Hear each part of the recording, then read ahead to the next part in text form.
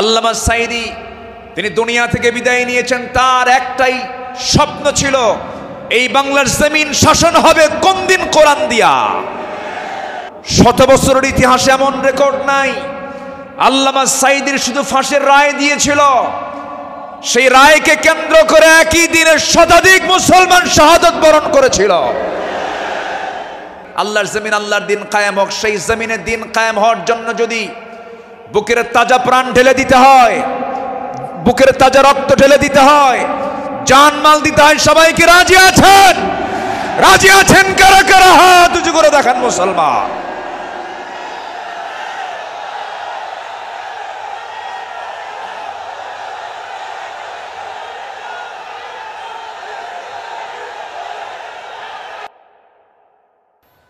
আলোচনা যিনি শুরু করেছেন এই মাহফিল, যাকে দিয়ে আলোচনা শুরু হয়েছে, শহীদ আল্লামা দেলওয়ার হুসাইন সাঈদী রাহিমাহুল্লাহ। তিনি সর্বশেষ এই ময়দানে কথা বলেছেন 2006 সালে।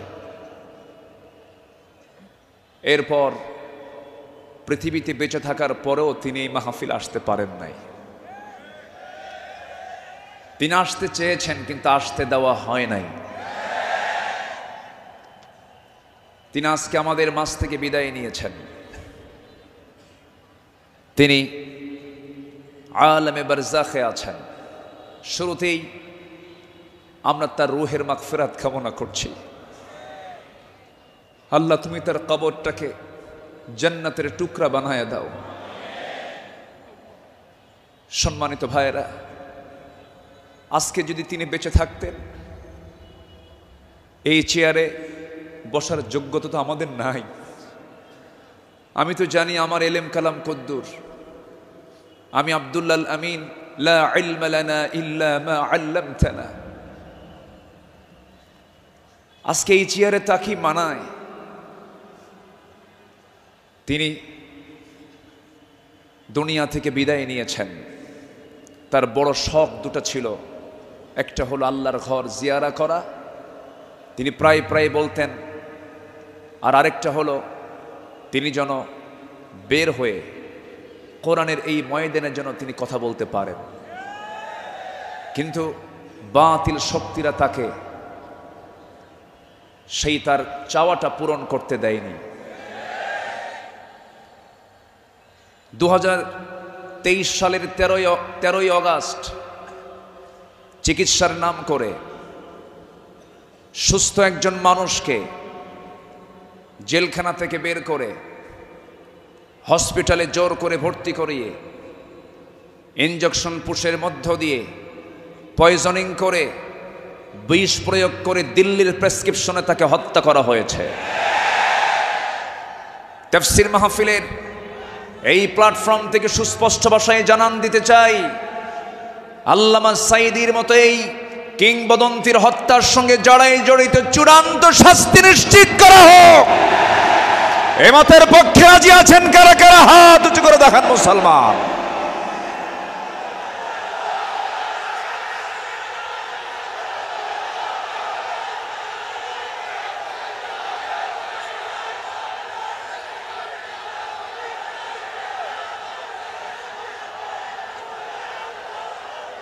বসুন।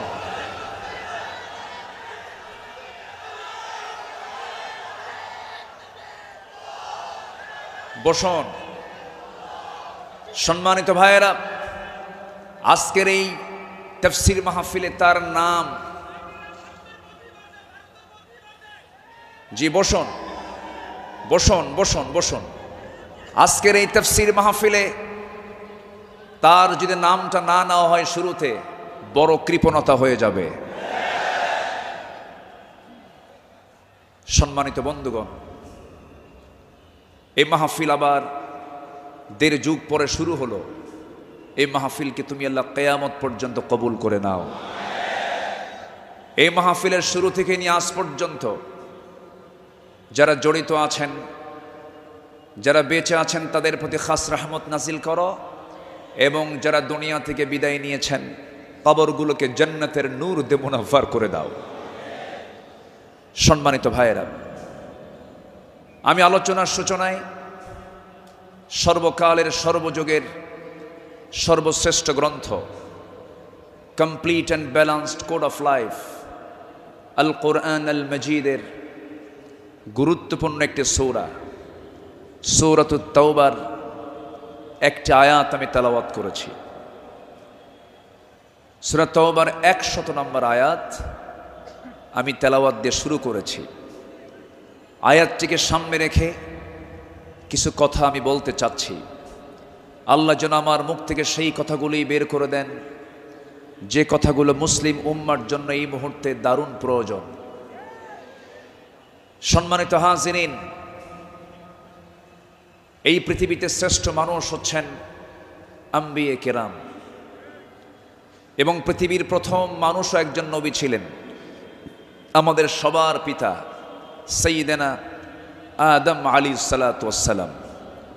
এবং এটার সিলসিলা শেষ হয়েছে খাতামুন নবিয়্যিন, সরওয়ারে কায়নাত, রাহমাতুল লিল আলামিন, রহমতে আলম, নবী মুকররম জনাবে মুহাম্মদুর রাসূলুল্লাহ সাল্লাল্লাহু আলাইহি ওয়াসাল্লাম। তার সময় এসে নবুয়তের এই সিলসিলা শেষ হয়েছে। এরপরেই যাদের সম্মান মর্যাদা আল্লাহ পাক সবচাইতে বেশি দিয়েছেন তারা হচ্ছেন সাহাবায়ে কেরাম। আল্লাহ তাআলা তাদের সম্মান, তাদের মর্যাদা অনেক বেশি দিয়েছেন, এবং আল্লাহ নিজে তাদের শানে বলেছেন রাদিয়াল্লাহু আনহুম, আল্লাহ তাদের উপরে সন্তুষ্ট হয়েছেন। আল্লাহ নিজে যদি বলেন আমি তাদের উপরে সন্তুষ্ট হয়েছি, তাদের ঠিকানা কোথায় হবে? জান্নাত হবে, এটাই স্বাভাবিক। সেই সাহাবায়ে কেরামদের জীবন থেকে কিছু কথা, আমার নবীর আদর্শে গড়া সাহাবীদের বিপ্লবী জীবন, মুমিনের অনুসরণীয় পথ, এই বিষয়ে আমি আজকে কিছু কথা বলতে চাচ্ছি। ওয়ামা তাওফীকি ইল্লা বিল্লাহ আলাইহি তাওয়াক্কালতু ওয়া ইলাইহি উনীব। আসুন সোজা আমরা আলোচনার দিকে চলে যাই। যেহেতু এক রাত আমি পেয়েছি, আল্লামা সাঈদ রাহিমাহুল্লাহ এমন একজন ব্যক্তি ছিলেন, একটানা একজন আলোচক 5 দিন একই প্ল্যাটফর্মে কথা বলেছেন। এমন রেকর্ড বাংলার জমিন আজ পর্যন্ত কেউ দেখাতে পারেন নাই। বলি আলহামদুলিল্লাহ, জোরে বলি আলহামদুলিল্লাহ। সম্মানিত হাজিরিন, আমরা যে কিতাব নিয়ে বসেছি, এই কিতাব আসমানি কিতাব। পৃথিবীর সকল কিতাব হলো দুনিয়ার, আর এই কিতাব হলো আসমানি, স্বতন্ত্র একটি কিতাব। আল্লাহ রাব্বুল আলামিন তার কালামে তার পরিচয় দিয়েই অনেক সূরার সামনে আগে এই কিতাবের সৌন্দর্য তুলে ধরেছেন, এই কিতাবের পরিচয় আগে তুলে ধরেছেন। যেমন কোরআন খোলার সঙ্গে সঙ্গেই আমরা পেয়ে যাই আমার রবের পরিচয় আলহামদুলিল্লাহি রাব্বিল আলামিন। এরপরে আমরা যখন সেকেন্ড সূরাতে আসি তখন পেয়ে যাই এই কিতাবের পরিচয় যালিকাল কিতাব লা রাইবা ফীহি। আবার আলে ইমরানে আসেন, এরকম পরিচয় পাওয়া যায়। সূরা ইয়াসিন, সূরা রহমান, সূরা ইউসুফ, অনেক সূরার শুরুতে আল্লাহ রাব্বুল আলামিন আগে এই কিতাবের সৌন্দর্য তুলে ধরেছেন। আল্লাহ রাব্বুল আলামিন বলেন আর রহমান আল্লামাল কুরআন খালাকাল ইনসানা আল্লামাহুল বায়ান আশ-শামসু ওয়াল কমারু বিহুসবানি ওয়ান নাজমু ওয়াশ-শাজারু ইয়াসজুদান। জোরে বলুন আল্লাহু আকবার। তিনি রহমান, যিনি বান্দাকে কোরআন শিক্ষা দিয়েছেন। আবার ইয়াসিনে চলে যান, ইয়াসিন ওয়াল কুরআনিল হাকীম ইন্নাকা লামিনাল মুরসালিন আলা সিরাতিম মুস্তাকিম। আল্লাহ রাব্বুল আলামিন এই কিতাবের পরিচয় অনেক সূরার শুরুতেই দিয়েছেন। আগে কিতাব সম্পর্কে বান্দা বুঝে নাও, সচরাচর অন্য কিতাবের মতো এই কিতাব এমনটা নয়। আল্লাহ রাব্বুল আলামিন এই বান্দার জন্য কিতাবটাকে কি করে দিয়েছেন? আল্লাহ রাব্বুল আলামিন বলেন, তিবিয়ানাল লিকুল্লি শাই, তোমার জীবনের জন্য যা কিছু প্রয়োজন সব আয়োজন আমি এর মধ্যে করে দিয়েছি, কোথাও যাওয়ার দরকার নাই। ফাআইনা তাযহাবুন ইন হুয়া ইল্লা যিকরুল লিল আলামিন লিমান শাআ মিনকুম আন ইয়াস্তাকিম ওয়া মা তাশাউনা ইল্লা আন ইয়াশা আল্লাহু রাব্বুল আলামিন। জোরে বলুন আল্লাহু আকবার। তুমি কোথায় যাও, কোন পথে দৌড়াচ্ছ, দুনিয়ার কোন তন্ত্র মন্ত্রের দিকে দৌড়াও, দুনিয়ার কোন আইনের দিকে দৌড়াও, এই পৃথিবীতে ৭০ থেকে ৮০টি মানব রচিত মতবাদ আছে। সমস্ত মতবাদকে তোমার ধিক্কার মারতে হবে, পচা বস্তাগুলোকে ফেলে দিয়া আল্লাহর আহ্বান হলো ইন হুয়া ইল্লা যিকির, এই জিকিরের দিকে চলে আসো। কোরআন তোমাকে সুপারিশ করে জান্নাতের দরজায় পৌঁছায়া দেবে। কোরআনের দল ছাড়াও এই দেশে আরো দল আছে না নাই? আসতে বলবেন না, আছে না নাই? ইসলামী দল ছাড়া আরো দল এই দেশে আছে না নাই? কিন্তু আল্লাহর কাছে মনোনীত দল একটাই, ইন্নাদ-দীনা ইনদাল্লাহিল ইসলাম। ইসলাম ছাড়া অন্য কিছু যে গ্রহণ করবে, সোজা কথা আল্লাহ পাক বলে দিচ্ছেন, ওয়ামান ইয়াবতাগি গায়রাল ইসলামি দীনান ফালান ইউকবালা মিনহু, যে ব্যক্তি জীবন বিধান হিসাবে, দল হিসাবে ইসলামকে বাদ দিয়ে অন্য কোনো দিনকে গ্রহণ করবে, তার কোনো কিছুই গ্রহণ করবেন না তিনি কে? এই কথা কে বলেছেন? অতএব দল করতেই হবে, সেই দল হতে হবে কার দল? আসতে বলবেন না, কার দল? আল্লাহ রাব্বুল আলামিন বলেন, ইন্নামা ওয়ালিয়্যুকুমুল্লাহু ওয়া রাসূলুহু ওয়াল্লাযীনা আমানুল্লাযীনা ইউকিমুনাস সালাতা ওয়া ইউতুনাস যাকাতা ওয়া হুম রাকিউন ومن يتول الله ورسوله والذين آمنوا فإن حزب الله هم الغالبون। যারা আল্লাহর দল করবে তারাই বিজয়ী হবে। ঘোষণাকার, ঘোষণাকার আল্লাহ। ছাড় দেন কিন্তু ছেড়ে দেন না, ঠিক কিনা? ছাড় দেন কিন্তু ছেড়ে দেন না। দেখেন না, যাওয়ার রাস্তা পাইল না, শেষে ভাঙ্গা হেলিকপ্টারে বিদায় নিল, ঠিক কিনা? যুগে যুগে যারাই আসমানি কিতাব নিয়ে ষড়যন্ত্র করেছে, যুগে যুগে যারাই জগতের শ্রেষ্ঠ সন্তান আলেমদেরকে নিয়ে ষড়যন্ত্র করেছে, তাদের অবস্থায় ফেরাউনদের মতো হয়েছে, হামানদের মতো হয়েছে, নমরুদদের মতো হয়েছে। সম্মানিত ভাইয়েরা, এই কোরআনকে আমরা মানব শুধু নামাজে না সমাজেও? এই কোরআনকে মানতে হবে এক জায়গায় না সব জায়গায়? সব জায়গায় মানব। জোরে বলি ইনশাআল্লাহ। এর মধ্যে কোনো তথ্য বাদ পড়েনি, সব তথ্য আল্লাহ পাকের মধ্যে দিয়েছেন। মিন শাইইন ওয়ালা আসগরা মিন যালিকা ওয়ালা আকবারা ইল্লা ফি কিতাবিম মুবিন। এমন কোন ছোট বিষয় নাই যা বাদ পড়েছে, আবার এমন কোন বড় বিষয় নাই যা বাদ পড়েছে। সব বলে দিয়েছেন তিনি আমার কে? আল্লাহ পাক। আল্লাহ তাআলা একটা সূরা নাজিল করেছেন, সূরাতুন নাহল, মৌমাছি। শতকের উপর শতক, হাজারো গবেষণার পরে সর্বপ্রথম 1973 সালে অস্ট্রিয়ান একজন বিজ্ঞানী কার্ল ভন ফ্রিশ মৌমাছির জীবনচক্র নিয়ে গবেষণা করে তিনি নোবেল পুরস্কার পান। তিনি এই বিষয়ে একটা বইও লিখেছেন, যার নাম হলো দ্য ড্যান্সিং বিজ, তিনি সর্বপ্রথম ফটোগ্রাফির মাধ্যমে প্রমাণ করে দেখিয়েছেন মূলত ফিমেল ওয়ার্কার বি, মধু সংগ্রহ এবং মৌচাক নির্মাণের মূল কর্মী তারা। অথচ মহান রব্বুল আলামিন আজ থেকে ১৫০০ বছর আগে এই নারী কর্মী মৌমাছির কথা জানিয়ে দিয়েছেন কোরআনে ১৫০০ বছর আগে। জোরে বলি সুবহানাল্লাহ।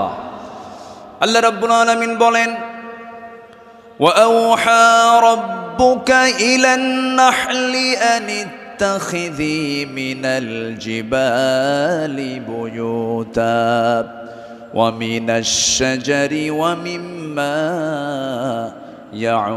يَعْرِشُونَ। জোরে বলুন আল্লাহু আকবার। আমার বন্ধুগণ, নাম্বার 2 হলো আল্লাহ রাব্বুল আলামিন এই মৌমাছি যে তথ্যগুলো দিয়েছেন সেই তথ্যের হালে এসে তারা বলতেছে, কিন্তু ১৫০০ বছর আগে আল্লাহ রাব্বুল আলামিন তা জানিয়ে দিয়েছেন। আল্লাহ রানী মৌমাছিকে, স্ত্রী মৌমাছিকে ওহী দিয়ে জানাচ্ছেন, তুমি পাহাড়ে, গাছে এবং তারা যে গৃহ নির্মাণ করে তাতে নিবাস তোমরা বানায় নাও। জোরে বলি সুবহানাল্লাহ। নাম্বার 2, তিনি প্রমাণ করেছেন যখন একটি কর্মী মৌমাছি নতুন ফুলের বাগান বা উদ্যান খুঁজে পায় তখন সে অন্য মৌমাছিদের সঠিক পথের দিক নির্দেশনা দেয়। কার্ল ভন ফ্রিজ এই নাচের নামটা দেন হচ্ছে ওয়াগল ড্যান্স, যা পৃথিবী জুড়ে সাড়া ফেলে। অথচ এই তথ্য কোরআনের কাছে অনেক পুরাতন। মহান আল্লাহ তাআলা ১৫০০ বছর আগে এটাও জানিয়ে দিয়েছেন। জোরে বলি সুবহানাল্লাহ। আল্লাহ রাব্বুল আলামিন বলেন, সুম্মা কুলি মিন কুল্লিস সামারাতি ফাসলুকি সুবুলা রাব্বিকা যুলুলা। জোরে বলুন আল্লাহু আকবার। তুমি প্রত্যেক ফল থেকে আহার করো এবং তুমি আমার রবের সহজ পথে চলো। আল্লাহু আকবার। বিজ্ঞান হালে বলছে, কোরআন ১৫০০ বছর আগে বলছে। তাহলে এখন বলুন, বিজ্ঞান কোরআন বিজ্ঞান থেকে নিয়েছে না বিজ্ঞান কোরআন থেকে ধার করেছে? বিজ্ঞান কোরআন থেকে ধার করেছে। এখানে শেষ নয়।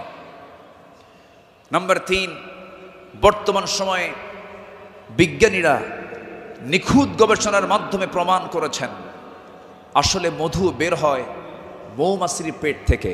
মৌমাছির পেট থেকে। এই আশ্চর্য তথ্যটিও মহান রব্বুল আলামিন ১৫০০ বছর আগেই জানিয়ে দিয়েছেন। সুবহানাল্লাহ। আল্লাহ রব্বুল আলামিন বলেন, ইয়াখরুজু মিন বুতুনিহা শারাবুম মুখতালিফুন আলওয়ানুহু ফীহি শিফাউল লিন্নাস ইন্না ফী যালিকা লাআয়াতাল লিকাওমিন ইয়াতাফাক্কারুন। জোরে বলুন আল্লাহু আকবার।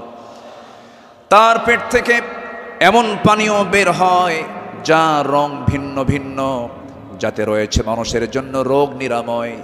নিশ্চয় এতে নিদর্শন রয়েছে সেই কওমের জন্য যারা চিন্তা করে। জোরে বলে সুবহানাল্লাহ। আল্লাহ তাআলার কি একটা ফার্মাসিউটিক্যাল কোম্পানি, কি বিশাল বড় একটা ফ্যাক্টরি আল্লাহ পাক মৌমাছিকে এই দায়িত্ব দিয়ে দিয়েছেন। 1 পাউন্ড মধু বানাতে 550 মৌমাছিকে প্রায় 20 লাখ ফুলে ভ্রমণ করতে হয়। সুবহানাল্লাহ বলবেন না? সেখানে একটা কর্মী মৌমাছিকে 80,000 কিলোমিটার পথ অতিক্রম করতে হয়। অন্য একটি গবেষণায় এসেছে 14.5 লাখ কিলোমিটার পথ অতিক্রম করতে হয়, যা দিয়ে পুরো পৃথিবীটাকে 3 বার প্রদক্ষিণ করা সম্ভব। শুধু 1 পাউন্ড মধু তৈরিতে মৌমাছির এত কষ্ট করতে হয়। আল্লাহু আকবার বলেন। মহান আল্লাহ তাআলা এই মৌমাছির মধ্যে সঠিক পরিমিত তাপমাত্রা বোঝার মতো আশ্চর্য একটা ক্ষমতা দিয়েছেন। মৌচাকের সঠিক তাপমাত্রা 35 ডিগ্রি সেলসিয়াস থাকা প্রয়োজন। যদি কখনো তাপমাত্রা এর কম 30 ডিগ্রিতে নেমে আসে তখন মৌমাছিগুলো সবাই একত্রিত হয়ে তাদের ডানাগুলো ঝাঁপিয়ে তাপমাত্রা বৃদ্ধি করে। জোরে বলে সুবহানাল্লাহ। আবার যদি কখনো তাপমাত্রা যদি বেড়ে যদি 40 ডিগ্রি হয়ে যায়, তখন আবার তারা উল্টো দিকে ডানা ঝাপটিয়ে মৌচাকে তাপমাত্রা ঠান্ডা করে। তখন আবারও 35 ডিগ্রি তাপমাত্রায় নিচে স্বাভাবিক হয়ে যায়, নিচে নেমে আসে। এগুলো কার কুদরত? আসতে বলবেন না, কার কুদরত? আল্লাহর কুদরত। সম্মানিত ভাইয়েরা, আল্লাহ রাব্বুল আলামিন এই কিতাবের ভিতরে হাদিদ নামে, লোহা নামে একটা সূরা নাজিল করেছেন। সূরার নাম কি? হাদিদ, লোহা। লোহা ছাড়া কিছুই হয় না। এই লোহা নিয়ে বিজ্ঞান গবেষণা করে বলছে, আধুনিক বিজ্ঞান বলতেছে লোহার সৃষ্টি পৃথিবীতে নয়, বরং লোহা এসেছে বহির জগৎ থেকে, আকাশ থেকে। কারণ পৃথিবীর পরিবেশে লোহা উৎপাদনের জন্য অনুপযোগী। কেননা সূর্যের যে তাপমাত্রা লোহা উৎপাদনের জন্য যথেষ্ট নয়। সূর্যের কেন্দ্রের তাপমাত্রা হলো 15 মিলিয়ন ডিগ্রি সেলসিয়াস, আর সূর্যের পৃষ্ঠে অর্থাৎ ফটোস্ফিয়ারের তাপমাত্রা হচ্ছে 5.5 থেকে 6,000 ডিগ্রি সেলসিয়াস। অথচ লোহা উৎপাদনের জন্য আনুমানিক 5 বিলিয়ন ডিগ্রি সেলসিয়াস প্রয়োজন। বিজ্ঞানীদের ধারণা কোন সুপারনোভা বিস্ফোরণ থেকেই এই লোহার আগমন ঘটে থাকতে পারে। অথচ মহান রব্বুল আলামিন 1500 বছর আগেই সূরা হাদিদে জানিয়ে দিয়েছেন আল্লাহ পাক লোহা নাজিল করেছেন। সুবহানাল্লাহ বলবেন না? আল্লাহ রাব্বুল আলামিন বলেন, وَأَنزَلْنَا الْحَدِيدَ فِيهِ بَأْسٌ شَدِيدٌ وَمَنَافِعُ لِلنَّاسِ। সূরাতুল হাদিদ আয়াত নাম্বার 25। মহান রব্বুল আলামিন বলেন, আমি লোহা নাজিল করেছি যাতে রয়েছে প্রচণ্ড শক্তি, মানুষের জন্য বহুবিধ উপকার। জোরে বলি সুবহানাল্লাহ। তাহলে বিজ্ঞান এগুলো প্রমাণ করেছে না কোরআন থেকে ধার করেছে? কোরআন থেকে ধার করেছে। বিজ্ঞান দিয়ে কোরআন যাচাই হবে না, কোরআন দিয়ে বিজ্ঞান যাচাই হবে। কোন আইন দিয়ে কোরআনকে ব্যর্থ করার চেষ্টা করলে সে ব্যর্থ হবে। কোরআন দিয়ে পৃথিবীর সকল আইনকে ব্যর্থ করতে হবে। যারা বলেন কোরআন আর রাজনীতি ভিন্ন বিষয়, তাদের নতুন করে ঈমান আনতে হবে।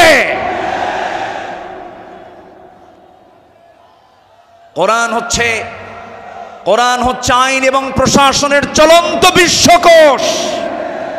এটা দিয়েই নামাজ যেমন চলতে পারে, সমাজও চলতে পারে। কোরআন দিয়ে ক্যান্টনমেন্ট চলবে, কোরআন দিয়ে প্রশাসন চলবে। কোরআন দিয়ে চলতে পারে না এমন কোন প্ল্যাটফর্ম নেই, কোরআন দিয়ে সব চলবে, এটাই স্বাভাবিক। এই বিশ্বাস যার আছে তার ঈমান আছে, এই বিশ্বাস যার নাই তার ঈমান নাই, নাই, নাই।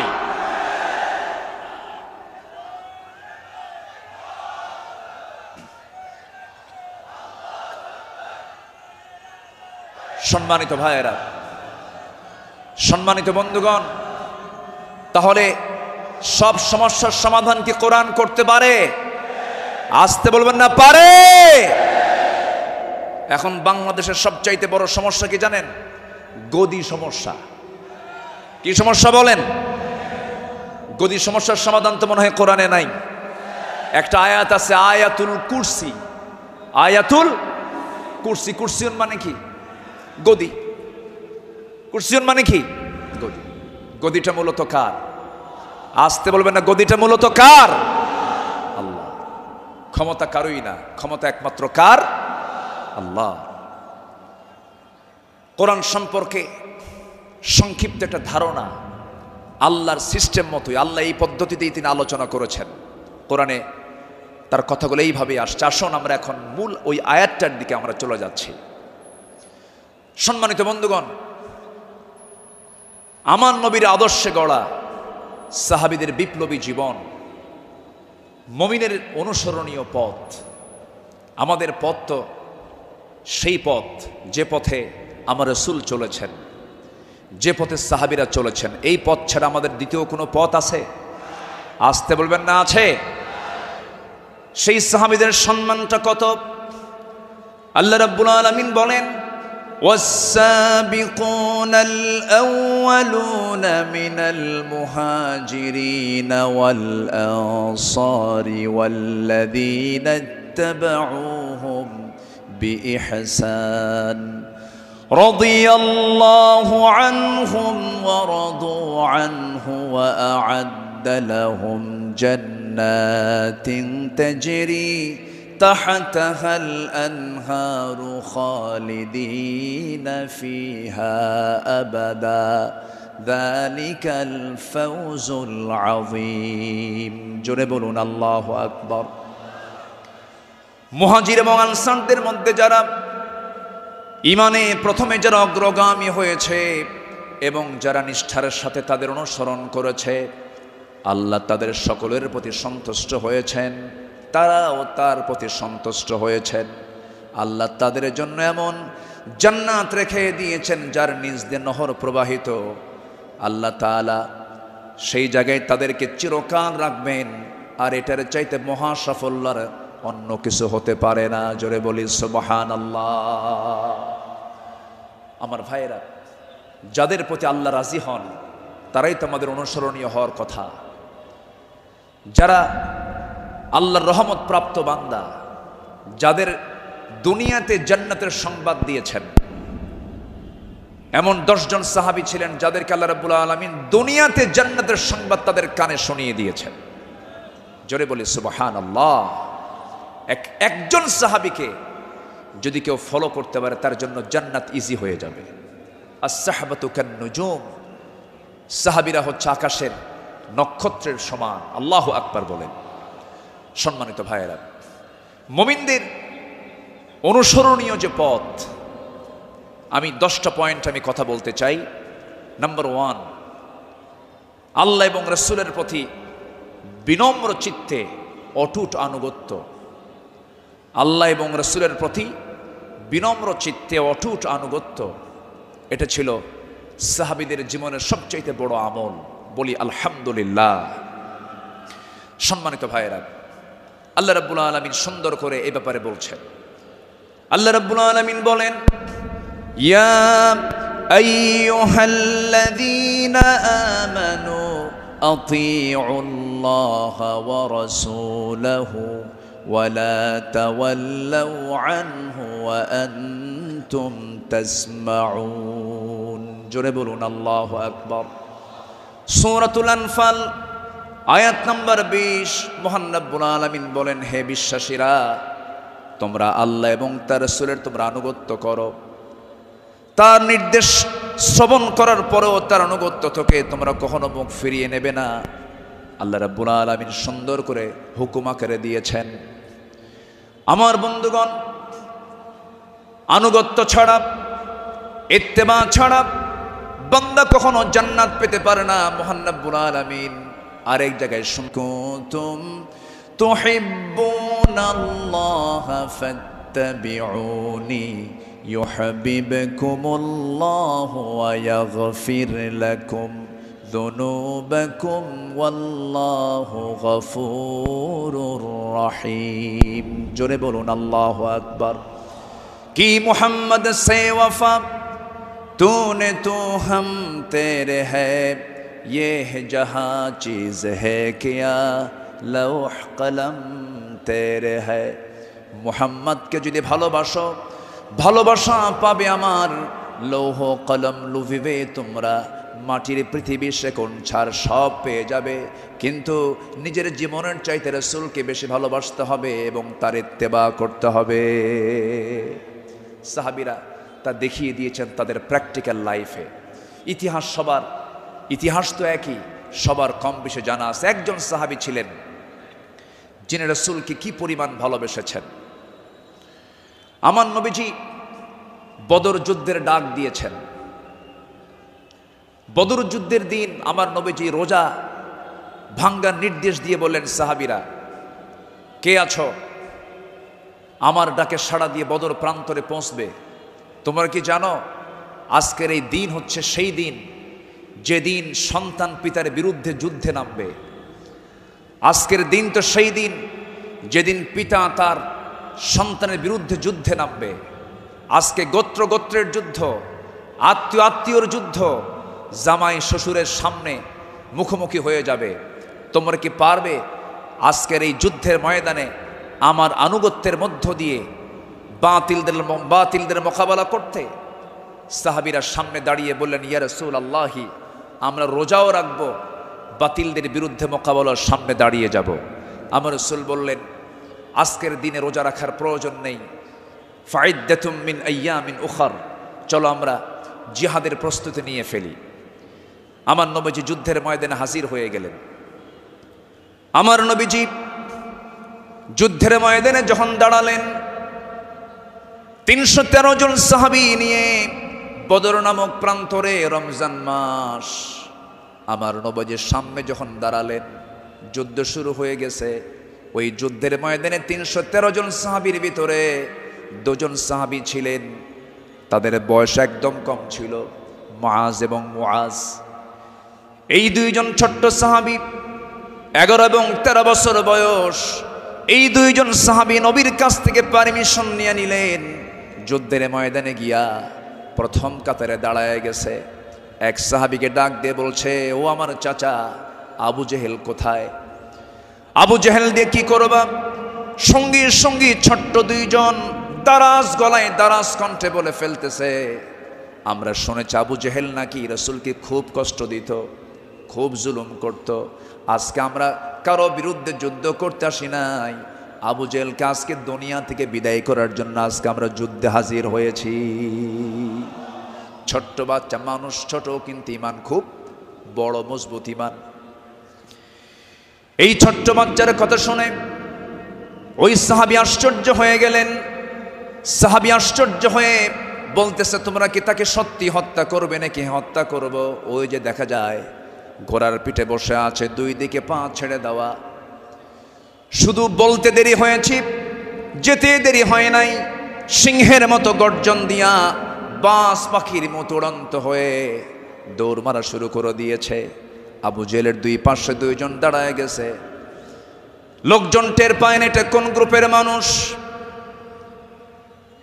2 জন ছোট্ট বাচ্চার হাতে ছোট্ট তরবারি ছিল, এত জোরে সজোরে আঘাত করেছে 2 জন মিলে। আল্লাহু আকবার বলে আবু জেল ওই যে জমিনে ধরাশয়ী হয়ে পড়ে গেছে, কোমর সোজা করে আবু জেল আর দাঁড়াতে পারে নাই।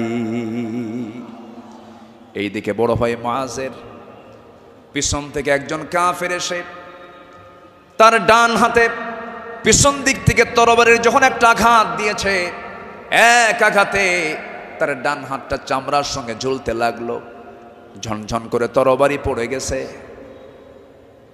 যুদ্ধ করবেন কেমনে? তার ডান হাতটা ঝুলতেছে চামড়ার সাথে। দৌড় মেরে চলে গেছেন, বাম হাতে তরবারি তুলে নিয়েছেন। যুদ্ধ থামালেন না। যুদ্ধ চালাতে গিয়ে দেখা গেল ডান হাতটা চামড়ার সঙ্গে ঝুলে আছে, ঝুলন্ত হাতটা এসে বাম হাতে বারবার ধাক্কা খাচ্ছে, ডিস্টার্ব হচ্ছে মনে করে ঝুলন্ত ডান হাতটা বাম্পার নিচে রেখে এত জোরে টান মারলেন, এক টানে হাতটা ছিটকে পড়ে গেল। বাম হাতে যুদ্ধ চালাতে লাগলেন। বাম হাত পিছন দিক থেকে আঘাত করে তার কেটে ফেলে দিল। ঝনঝন করে তরবারি পড়ে গেছে, আর যুদ্ধ করতে পারছেন না। যুদ্ধ করবেন কেমনে? 2 হাতিতে চলে গেছে। আরেকজন কাফের এসে গর্দান বরাবর যখন আঘাত এনেছে, দুনিয়া থেকে এই ছোট্ট 13 বছরের নাবালক সন্তান দুনিয়া থেকে বিদায় নিয়ে গোটা বিশ্ববাসীকে জানান দিচ্ছে, ও পৃথিবীর মানুষ, আমরা দিন কায়েমের জন্য যে জীবন দিলাম, এমন করেই দিন কায়েমের পথে জীবনটা দিতে হয়। জোরে বলি সুবহানাল্লাহ, আরো জোরে বলি সুবহানাল্লাহ, আরো জোরে বলি সুবহানাল্লাহ। একটু জিকির করি লা ইলাহা,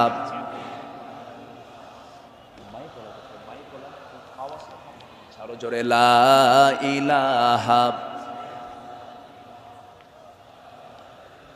স্পিকার আওয়াজটা নাই, খুব আওয়াজ কম হচ্ছে, বলেন যে কানে আওয়াজ দিতে হবে।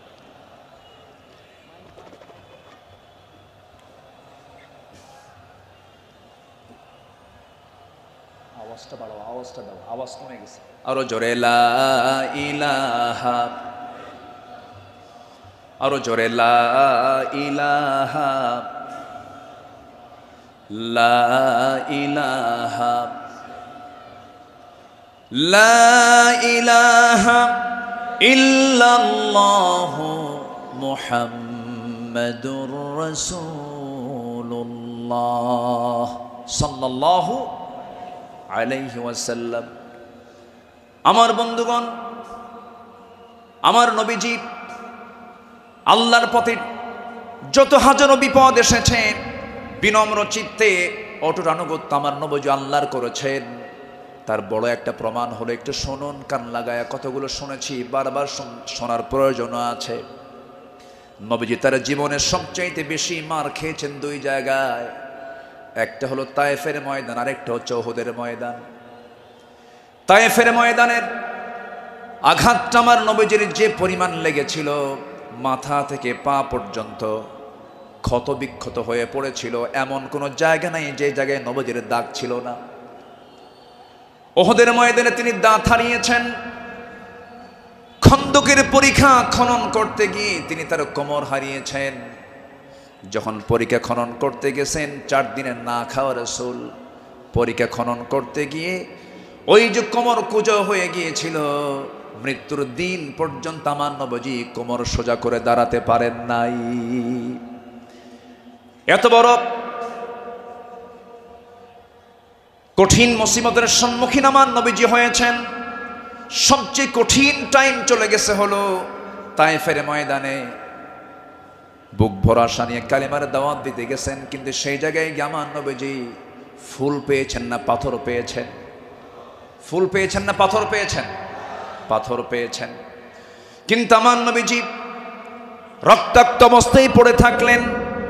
জুতার তলার সঙ্গে পায়ের তলার জমাট বেঁধে গেছে, নবীজি দাঁড়াতে পারছেন না, সেন্সলেস হয়ে পড়েছিলেন। কিন্তু যখন হোঁশটা ফিরে আসলো, মালাকুল জিবাল এসে নবীকে লক্ষ্য করে বলছেন, ইয়া রাসূলুল্লাহ, 2 দিকের পাহাড় দিয়ে চাপা দিয়ে এদেরকে আমি শেষ করে দিই, আপনি শুধু অর্ডার করেন।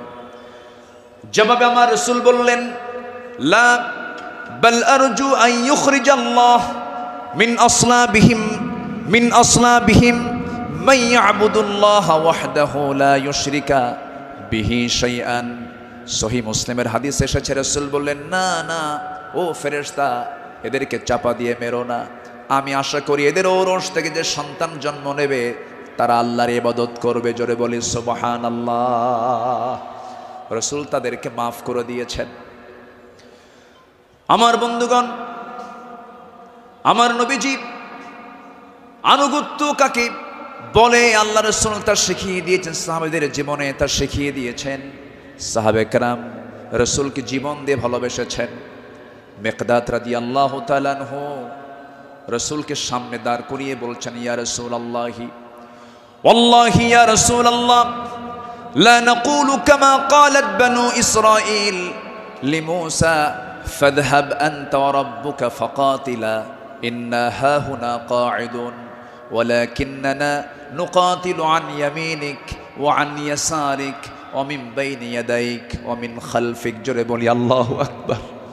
হে রাসূল, আমাদের কেমন পাবেন না, যেমন করে মুসার উম্মত মুসাকে বলেছেন এমন করে আমরা তা বলবো না, আপনাকে বলবো। আমরা আপনার ডান থেকে বাম থেকে সামনে থেকে পিছন থেকে যখন ডাক দিবেন বাতিল শক্তির মোকাবেলায় ঝাঁপ দিয়ে পড়ব।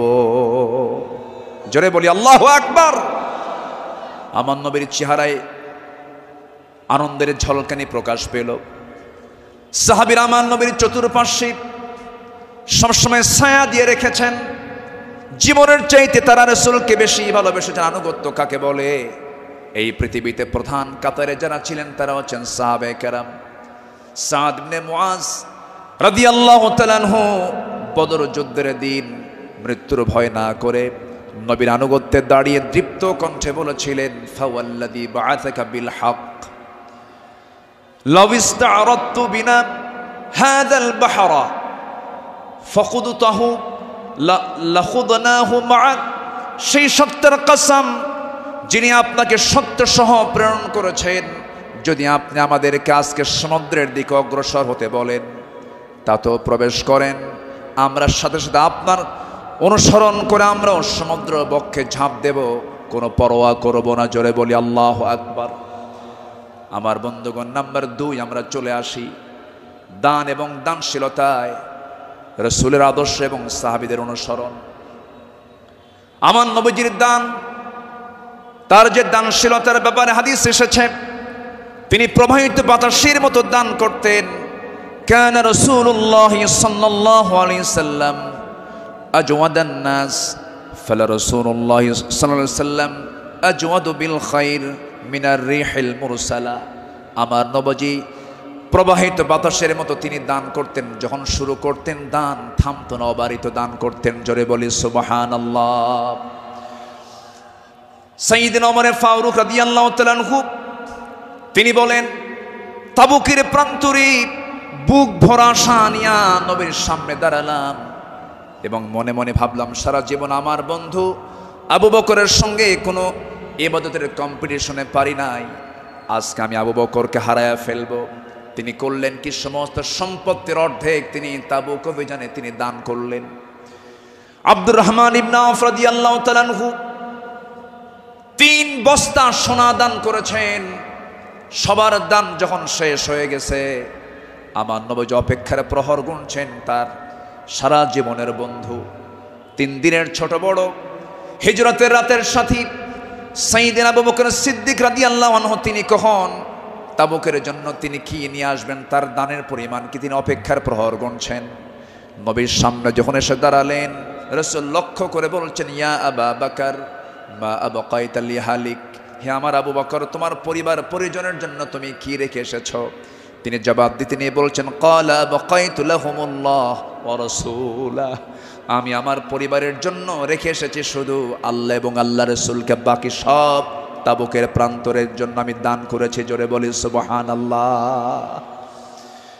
আমার নবীজি তার শানে বলেছেন, ওমা নাফানি মালু আহাদিন কাত মা নাফানি মালু আবি বকর, আমার আবু বকরের অর্থ দিয়ে আমার যেমন উপকার হয়েছে, এমন উপকার আমার অন্য কারো দিয়ে হয় নাই। প্রতিটি মানুষের ইহসান পরিশোধ করতে পেরেছি আমি, রাসূল যে পরিশোধ করতে পেরেছি, কিন্তু আমার আবু বকরের ইহসান সমূহ এমন যে তার প্রতিদান কেবল আল্লাহ ছাড়া কেউ প্রতিদান দিতে পারবে না। জোরে বলি সুবহানাল্লাহ। আমার ভাইয়েরা, আল্লাহ রাব্বুল আলামিন সন্তুষ্টির জন্য বান্দাকে জানিয়ে দিচ্ছেন, বান্দা তোর দানটা হবে শুধুমাত্র আমার জন্য, দানের পুরস্কার হলো জান্নাত। সাহাবে কেরাম তা শিখিয়ে দিয়েছেন। আল্লাহ রাব্বুল আলামিন বলেন, মাসালুল লাযীনা ইউনফিকুনা আমওয়ালাহুম ফি সাবিলিল্লাহি কামাসালি হাববাতিন أنبتت 7 سنابل في كل سنبلة 100 حبة والله يضاعف لمن يشاء والله واسع عليم। জোরে বলুন আল্লাহু আকবার। যারা আল্লাহর পথে তাদের সম্পদ ব্যয় করে, তাদের উপমা হলো একটা বীজের মতো, যা উৎপন্ন করলো 7টা শীষ, প্রতিটি শীষে রয়েছে 100 দানা। তারা আর আল্লাহ যাকে চান তার জন্য এমন করেই বাড়িয়ে দেন। আল্লাহ হচ্ছেন সবচাইতে প্রাচুর্যময় এবং সর্ব বিষয়ে জ্ঞানী। জোরে বলি সুবহানাল্লাহ। নাম্বার 3 হলো আদল এবং ইহসানের মূর্ত প্রতীক ছিলেন রাসূল এবং সাহাবে কেরাম। আদল কাকে বলে, ইনসাফ কাকে বলে, ইহসান কাকে বলে, যদি আমরা মডেল হিসেবে গ্রহণ করব আমার নবী এবং সাহাবে কেরামকে। আল্লাহ রাব্বুল আলামিন এই শানে বলেছেন, ইন্নাল্লাহা ইয়া'মুরু বিল আদলি ওয়াল ইহসানি ওয়া ইতা'i যিল কুরবা ওয়া ইয়ানহা আনিল ফাহশাই ওয়াল মুনকারি ওয়াল বাগি ইয়া'iদুকুম লা'আল্লাকুম তাযাক্কারুন। জোরে বলুন আল্লাহু আকবার। আমার বন্ধুগণ, আদালত কাকে বলে? সাইয়্যিদনা ওমর ফারুক রাদিয়াল্লাহু তাআলা আনহু অর্ধ দুনিয়ার শাসনকর্তা, তিনি একদিন ঘোড়া কিনতে গেছেন বাজারে। কি কিনতে গেছেন? ঘোড়া কিনতে গেছেন। আজকের বাজারে যেমন হোন্ডা কিনতে যায়, গাড়ি কিনতে যায়, আগের যুগে মানুষ কিনতে যেত কি? ঘোড়া। সাইয়েদনা ওমর ফারুকের প্রয়োজন, ঘোড়া কিনতে গেছেন, ঘোড়াওয়ালার সঙ্গে কথা বললেন, দামাদামি করে নিলেন, ঘোড়া একটা কিনলেন, দামটা দিয়ে দিলেন, কেনা বেচা হয়ে গেছে, চুক্তি সম্পন্ন হয়ে গেছে। ঘোড়া কিনে নিয়ে বাড়িতে চলে আসবেন। কয়েক মাইল ঘোড়ার পিঠে তিনি চড়েছেন, কয়েক মাইল আসতে না আসতেই তার ঘোড়ার চারটা পা অকেজ হয়ে গেছে। 4 পা যখন অকেজ হয়ে গেছে, সাইয়েদনা ওমর ফারুক একটু খেপে গেলেন, রেগে গেলেন। রেগে গিয়ে সোজা চলে গেছেন সেই ঘোড়াওয়ালার কাছে, গিয়ে বলছেন, ঘোড়াওয়ালা, তুমি আমাকে এমন ঘোড়া দিলে কেন? যে ঘোড়াটা আমি 4-5 মাইল যেতে না যেতে 4টা পায়ে তার অকেজ হয়ে গেছে, অসুস্থ ঘোড়া দিয়েছ, আমি এই ঘোড়া নেব না। সঙ্গে সঙ্গে ঘোড়াওয়ালা বলছেন, আমিরুল মুমিনিন, আমি আপনাকে যে ঘোড়াটা দিয়েছি সুস্থ ঘোড়া দিয়েছি। আপনি যখন আমার কাছ থেকে ঘোড়াটা কিনতে এসেছিলেন সেই সময় ঘোড়াটা সুস্থ ছিল, আপনার মালিকানায় যাওয়ার পরে ঘোড়াটা অসুস্থ হয়ে পড়েছে। সাইয়েদনা ওমর ফারুক একটু খেপে গিয়ে বলছেন, অসুস্থ ঘোড়া আমি নেব না, ঘোড়া ফেরত নাও, টাকাটা আমাকে দিয়ে দাও। এবার ঘোড়াওয়ালা বলছে, আমিরুল মুমিনিন, আমি যত বলবো আপনি যত বলবেন কোনো ফায়সালা আসবে না। ঠিক আছে, আমার কথা এবং আপনার কথা দুটা নিয়ে আমরা চলুন, আমরা আদালতে যাই। কোথায় যাই? আদালতে চলে যাই। ইন্নাল্লাহা ইয়া'মুরু বিল আদল, আদালতের সম্মুখীন হয়ে যাই। সাইয়েদনা ওমর ফারুক রাদিয়াল্লাহু তাআলা আনহু তখন অর্ধ দুনিয়ার শাসনকর্তা। এই কথা শোনার সঙ্গে সঙ্গে তিনি তার সকল কথাকে তিনি অফ করে দিলেন, চুপ মেরে গিয়ে বলছেন, ঠিক আছে ঘোড়াওয়ালা, চলো আদালতে হাজির হই, চলো আদালতে ফায়সালা দিয়ে দেবে। চিন্তা করে দেখুন, অর্ধ দুনিয়ার শাসনকর্তা ওমর ফারুক সামান্য এক ঘোড়াওয়ালা মামলা দিচ্ছে, সেই মামলায় তিনি হাজির হচ্ছেন। চলে গেলেন আদালতে। আদালত চত্বরে গিয়ে যখন হাজির হলেন, বিচারালয়ের চেয়ারে বসা একজন কাজী যখন সাইয়েদনা ওমর ফারুককে দেখেছেন, দেখা মাত্রই তিনি দাঁড় হয়ে বলছেন, আমিরুল মুমিনিন, আপনি কেন আদালতে, কি হয়েছে? তিনি এবার বলছেন, বিচারপতি, আমি ঘোড়া কিনতে গেছি, ঘোড়া সে আমাকে অসুস্থ ঘোড়া দিয়েছে, আমি এই ঘোড়া নেব না, সেজন্য বিচার আদালত পর্যন্ত গড়িয়েছে, কি করা যায়? কাজী সুরাই ইবনুল হারিস আল কিন্দি রাহিমাহুল্লাহ সেই বিচারপতির নাম। তিনি বলছেন, আমিরুল মুমিনিন, দুপক্ষের কথাই তো শুনতে হবে। দুপক্ষের কথাই তিনি শুনলেন। ঘোড়াওয়ালাও তার বক্তব্য দিল, খলিফাতুল মুসলিমিন তিনিও তার বক্তব্য পেশ করলেন, তার কথাগুলো বললেন। দুজনের কথা শোনার পরে কাজী সুরাই ইবনুল হারিস আল কিন্দি রাহিমাহুল্লাহ এবার বলছেন, আমিরুল মুমিনিন, অবশ্যই আপনি সম্মানিত, আপনি খলিফাতুল মুসলিমিন, কিন্তু আদালতটাকে কায়েম করার জন্য আমি আজকে আপনার কাছে দুঃখ প্রকাশ করছি, আজকে এই আদালতের রায়টা আপনার পক্ষে যাবে না, এই রায়টা সম্পূর্ণ ঘোড়াওয়ালার পক্ষে চলে যাবে। আমি আপনাকে বুঝাই দিচ্ছি। এবার তিনি বলছেন, আমিরুল মুমিনিন, আপনি আমার সামনে যে কথা বলছেন, আপনি এই জায়গা থেকে সুস্থ অবস্থায় বাড়ি পর্যন্ত ফিরবেন তার কোনো গ্যারান্টি আছে নাকি? না, গ্যারান্টি নাই। তাই যদি হয় যে ঘোড়াটা আপনি কিনে নিয়েছেন সেই ঘোড়াটা সুস্থ অবস্থায় কিনেছেন, আপনার মালিকানায় যাওয়ার পরে ঘোড়াটা অসুস্থ হতেই পারে, অসুস্থ হয়ে গেছে, কিন্তু সেই ঘোড়াটা ফেরত দিয়া আপনি টাকা ফেরত নেবেন, এমনটা তো ইসলাম এলাও করে না। সাইয়েদনা ওমর ফারুক রাদিয়াল্লাহু তাআলা আনহু একটা কথাও বললেন না। আদালত চত্বর থেকে তিনি বের হয়ে গেলেন। পরের দিন তিনি মাজলিসে শুরার বৈঠকে বসলেন, সবাইকে জানান দিলেন যে আমার সমস্ত উপস্থিত সমস্ত পরামর্শ সভার সদস্যবৃন্দ, গতকালকে আমি একজন বিচারপতি পেয়েছি, এত বড় আদিল মানুষ আমি দেখি নাই, এত বড় আদিল, ইমামুন আদিল, এত সুন্দর রায় সে দিয়েছে, তার এত বড় সাহস, সে ব্যক্তির দিকে তাকায় নাই, সে আইনের দিকে তাকাইছে, আদালতের দিকে তাকাইছে। আমি ওমর আমার বিরুদ্ধে সে রায় দিয়েছে, এই লোকটাকে সাধারণ বিচারপতি না বানায় তাকে কেন্দ্রীয় বিচারপতি বানায় দিলাম। আল্লাহু আকবার বলেন। সম্মানিত ভাইয়েরা, সম্মানিত বন্ধুগণ, বিগত 16 বছরও যে বিচারগুলো হয়েছে, প্রহসনের বিচার হয়েছে, অনেক মার কোল তারা শূন্য করেছে, অনেক আল্লাহর গোলামের উপরে তারা জুলুম করেছে। 2018 সালে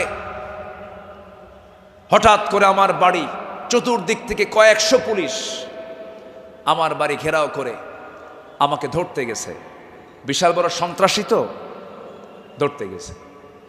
তো বললাম, ভাই কি সমস্যা কি, চলেন থানায় যেতে হবে। থানায় নিয়ে গেল, ওসির সামনে বসে আছি, দেখি ওসির চোখের ভিতরে পানি টলমল করছে, অশ্রুপূর্ণ চোখ। তো বললাম, আপনি কান্দেন কেন? হুজুর আমি আপনার খুব ভক্ত। তো ভক্ত তো ধরছেন কেন?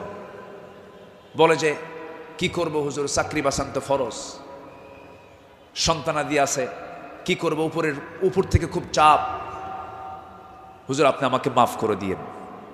কি করবেন? চাকরি বাঁচান তো ফরজ। আমি বললাম, চাকরি বাঁচান ফরজ, ইমান বাঁচান নফল। মামলা একখান দিয়া চালান দিয়ে দিল, কোর্টে নামঞ্জুর করলো, কোনো মঞ্জুর হবে না। সেখান থেকে নিয়ে চলে গেল জেলখানায়। জেলখানায় ঢুকলাম, ঢুকেই দেখি ৮০-৮৫ বছরের এক বুড়া মানুষ আমারে দেখে লম্বা একখান সালাম দিয়ে বলে, হুজুর আপনি জেলখানায় ঢুকলেন? খুব খুশি হলাম। তো বললাম, ঢুকলাম জেলখানায়, খুশি হলেন আপনি, ব্যাপারটা কি? বলে, হুজুর দূর থেকে ওয়াজ শুনি,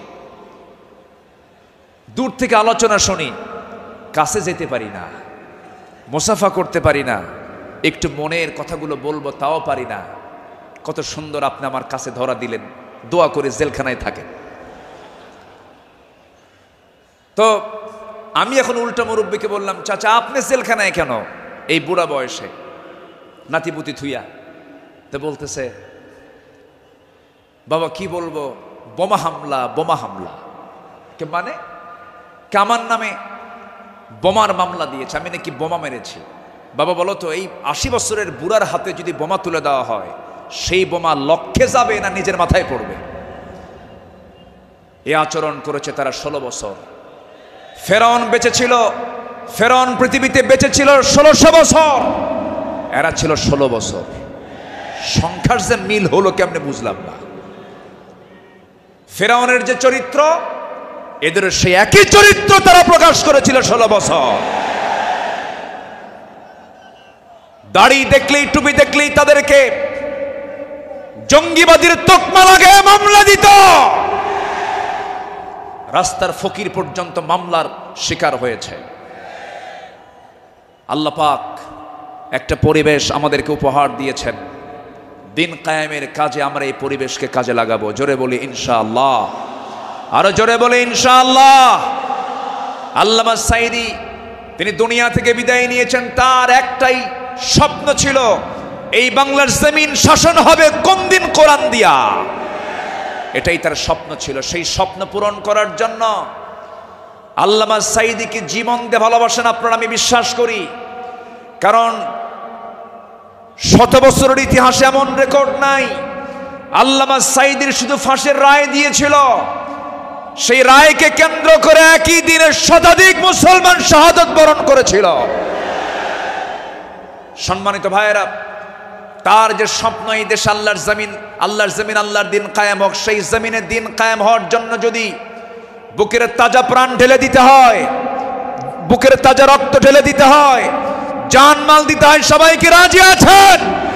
রাজি আছেন কারা কারা? হাত উঁচু করে দেখান মুসলমান।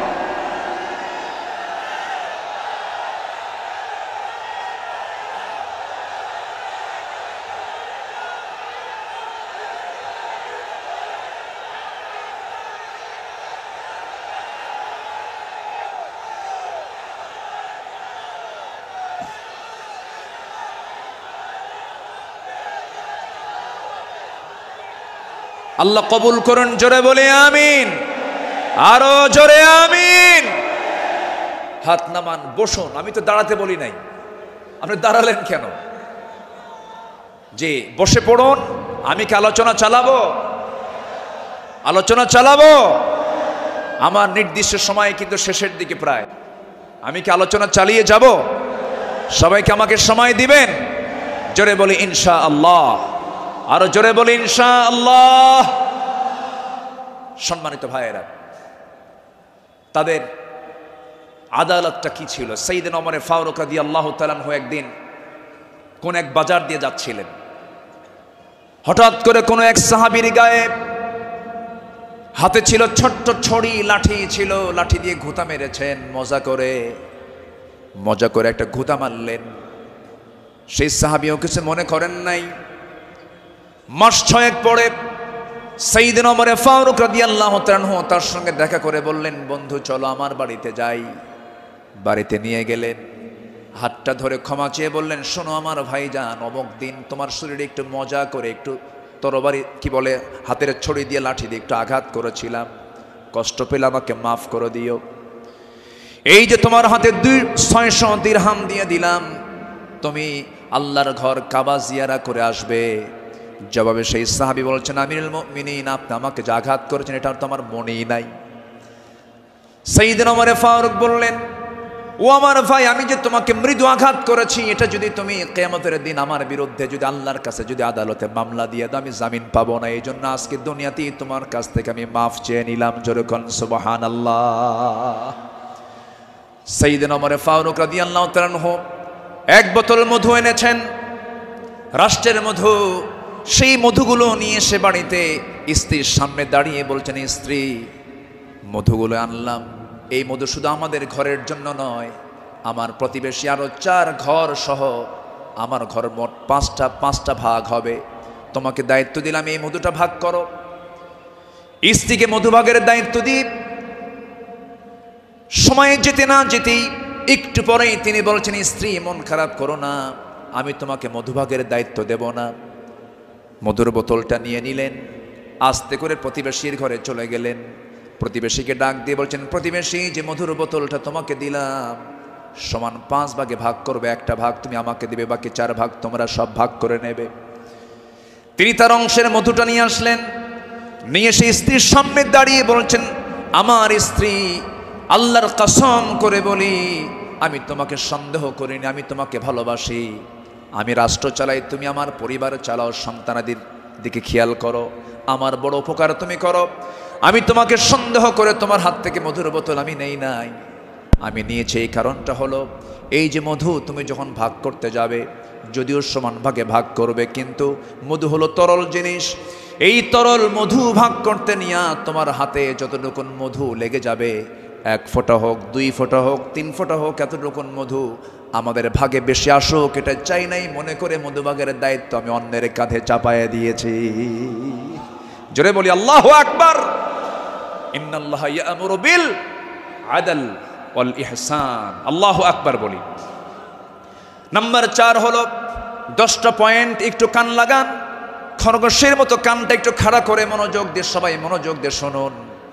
নাম্বার 4 হলো শ্রেষ্ঠত্বের কাতারে থেকেও নিরহংকার হয়ে অসহায় সাধারণের সাথে মিশে যাওয়া সাহাবে কেরামদের বৈশিষ্ট্য ছিল, আমার নবীর বৈশিষ্ট্য ছিল। আল্লাহ রাব্বুল আলামিন অর্ডার করেছেন, ওয়াখফিদ জানাহাকা লিমান ইত্তাবাআকা মিনাল মুমিনিন। সূরা শুআরা 215 নম্বর আয়াত। মুমিনদের মধ্যে যারা তোমার অনুসরণ করে তাদের প্রতি তোমার বাহুকে অবনত করো, তাদের জন্য তুমি সুন্দর করে তাদের পাশে দাঁড়িয়ে যাও, দিলটা নরম করে তাদের সঙ্গে কথা বলো। জোরে বলি সুবহানাল্লাহ। আমার বন্ধুগণ, এই ব্যাপারে আমার নবী সবার আগে তিনি এগিয়ে এসেছেন। ঈদের দিন আমার নবীজি দেখেন জীর্ণ শীর্ণ পোশাকের ছোট্ট একটা বাচ্চা কাঁদতেছে আর হাঁটতেছে। আমার নবীজি জড়িয়ে ধরলেন, কোলের মধ্যে তুলে বলছেন, কাঁদো কেন সন্তান, কি হয়েছে বলো? বাপ নাই মা নাই, দুইজনে দুনিয়া থেকে বিদায় নিয়েছেন। আমার নবীজি ধুলাই মলিন সন্তানটাকে, শিশুটাকে কোলের মধ্যে তুলে নিয়ে সোজা ঘরের মধ্যে ঢুকলেন। ঢুকে বলছেন, আয়েশা, বাচ্চা নিয়ে আসছি, সন্তান নিয়ে আসছি। ও কলিজার টুকরা সন্তান, এই যে মহিলাকে দেখতে পেতেছ আজকে থেকে এটাই তোমার মা, আর আমি তোমার সামনে দাঁড়িয়ে আছি, আমি হলাম তোমার বাবা। আমার নবী ইতিমদের পাশে এমন করে সারা জীবন দাঁড়িয়েছেন, কারণ আল্লাহ রাব্বুল আলামিন তাকে অর্ডার করেছেন, আলাম ইয়াজিদকা ইয়াতীমান ফাআওয়া ওয়া ওয়াজাদাকা দাল্লান ফাহাদা ওয়া ওয়াজাদাকা আইলান ফাআগনা ফাআম্মাল ইয়াতীমা ফালা তাকহার ওয়া আম্মাস সাইলা ফালা তানহার وأما بنعمة ربك فحدث আমার বন্ধুগণ সাইয়েদনা আবু বকর সিদ্দিক রাদিয়াল্লাহু আনহুর খেলাফত আমল চলছিল সাইয়েদনা আবু বকর রাদিয়াল্লাহু তাআলা আনহু সেই সময় যখন তিনি খেলাফত পেলেন নতুন যখন তিনি দায়িত্ব পেলেন খেলাফত গ্রহণ যখন তিনি করলেন নতুন খলিফা হয়েছেন এই খেলাফতের সংবাদ পেয়ে অনেকে আনন্দ প্রকাশ করছে সুন্দর একজন খলিফা আমরা পেয়েছি কিন্তু ওই মদিনার ছোট্ট একটা গ্রামের একজন মহিলা অঝরে ঝাড়ায় কাঁদতেছে কান্নায় সে ভেঙে পড়ছে সবাই বলল মহিলা তুমি কাঁদো কেন ও নারী তুমি কাঁদো কেন ও মহিলা তুমি কাঁদো কেন কান্নার হেতুটা কি সঙ্গে সঙ্গে মহিলা বলতেছে কান্নার কারণ হলো এমন একজন ব্যক্তি খেলাফতের দায়িত্ব পেয়েছে যে লোকটা আমার বাড়ির প্রত্যেকদিন ছাগলটা দহন করে যেত ছাগলের দুধটা দহন করত আজকে সে খেলাফতের দায়িত্ব পেল কিন্তু আমার এই ছাগলের দুধটা দহন করার মতো লোক আর আমি পাবো না এই জন্য আমি কান্দি ওই মহিলার কান্না যখন সাইয়েদনা আবু বকরের কানে যখন সংবাদটা চলে গেছে ওই মহিলার সামনে দাঁড়িয়ে বলছেন মহিলা কেঁদো না আমি খলিফার দায়িত্ব পেয়েছি খেলাফতের দায়িত্ব পেয়েছি বলে তোমার দায়িত্ব আমি পালন করব না ভুল কথা আমার দায়িত্ব এটাও রয়ে যাবে আমার খেলাফতের দায়িত্ব রয়ে যাবে জোরে করেন সুবহানাল্লাহ ইবনে সাকার বলেন সিরাত গ্রন্থে এসেছে সাইয়েদনা আবু বকর সিদ্দিক রাদিয়াল্লাহু তাআলা আনহু একটা গ্রাম ছিল একটা পল্লী ছিল ছোট্ট একটা মহল্লা ছিল ওই মহল্লার প্রত্যেক ঘরে ঘরে গিয়ে সাইয়েদনা আবু বকর প্রত্যেক ঘরের ছাগলগুলোর দুধ তিনি দহন করে দিয়ে আসতেন জোরে বলেন সুবহানাল্লাহ আরো জোরে বলে সুবহানাল্লাহ শ্রেষ্ঠত্বের কাতারে থেকেও নিরহংকারী হয়ে তারা জনগণের খাদেম ছিলেন জনগণের খেদমত তারা করেছেন রাতের বেলা একদিন তিনি খালি পায়ে হাঁটতেছেন কি পায়ে বলেন খালি পায়ে হাঁটতেছেন সাইয়েদনা ওমর ফারুক দেখে বলছেন আমিরুল মুমিনিন আপনি খালি পায়ে হাঁটেন কেন পাথরের আঘাতে আপনার চামড়া ফেটে তো রক্ত বের হয়ে যাবে আপনি আহত হয়ে পড়বেন রক্তাক্ত হয়ে যাবেন তিনি বলছেন ভাই ওমর এই রাতের গভীর রাত্রিতে গভীর নিশীথে আমি যদি জুতা পায়ে হাঁটতে যাই পাথরের সাথে জুতার একটা আঘাত লাগবে একটা শব্দ সৃষ্টি হয়ে যাবে এই শব্দে যদি আমার নাগরিকের যদি ঘুমের ব্যাঘাত হয় কিয়ামতের দিন আমাকে তার জন্য আসামির কাঠগড়ায় দাঁড়াতে হবে জোরে বলি আল্লাহু আকবার ঢাকা থেকে নেতা আসিতেছেন চট্টগ্রাম ঢাকা চট্টগ্রামের রোড 4 ঘন্টা বন্ধ এমন নেতৃত্ব আমরা চাই না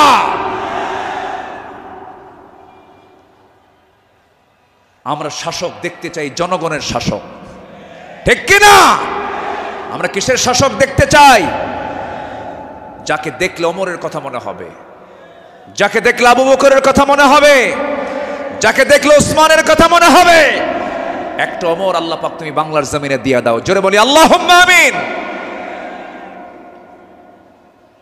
সাইয়েদনা আবু বকর সিদ্দিক রাদিয়াল্লাহু তাআলা আনহু